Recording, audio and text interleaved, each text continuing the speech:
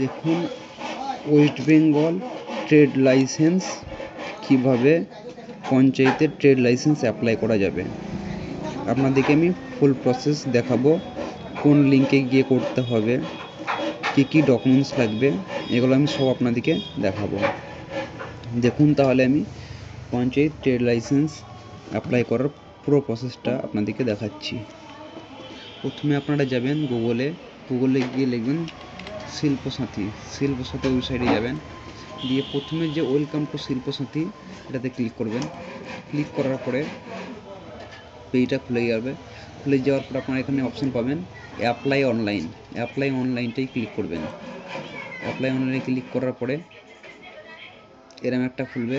এখানে গিয়ে আপনারা যাবেন অল সার্ভিসে ক্লিক করবেন।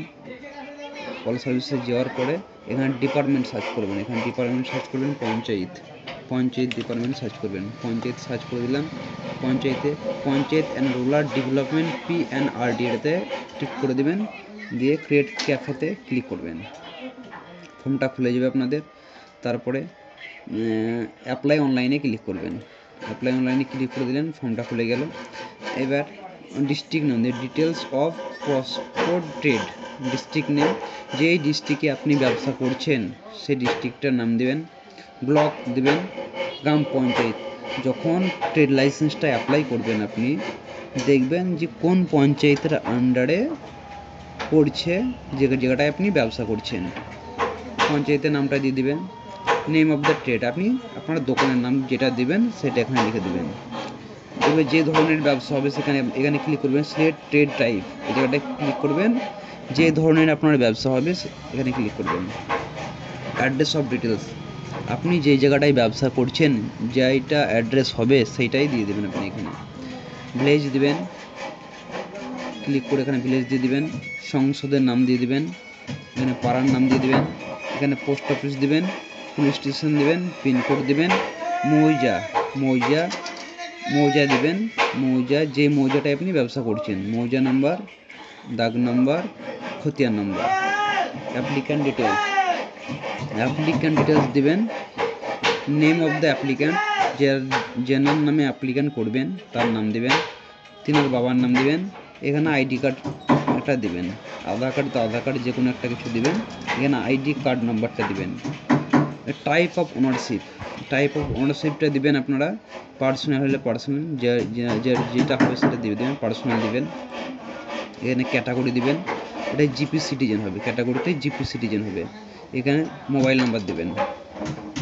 যদি আপনার ঠিকানা আর ব্যবসার ঠিকানা একই হয় তাহলে টিক বক্সে ক্লিক করবেন, যদি না হয় তাহলে আপনার ঠিকানাটা এখানে লিখবেন।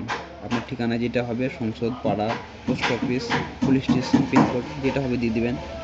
তারপরে বাউন্ডারি ডিটেলস, আপনি যে জায়গাটায় ব্যবসা করছেন তার চারপাশে কী আছে, ইস্টে কী আছে, ওয়েস্ট কী আছে, নর্থ কী আছে, সাউথ কী আছে দিয়ে দেবেন।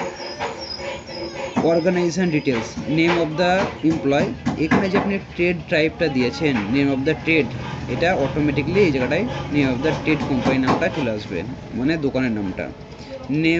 নাম্বার অফ এমপ্লয়, যতজন আপনার এমপ্লয় থাকবে এমপ্লয় এক নাম্বার দিয়ে দেবেন, 1 2 যটা থাকবে। ইনভেস্টমেন্ট, লাস্ট ফাইন্যান্স কত টাকা ইনভেস্টমেন্ট করেছেন, আর রেভিনিউ বা ইনকামিং লাস্ট ফাইন্যান্স কত টাকা লাস্ট ফাইন্যান্স ইনকাম করেছেন।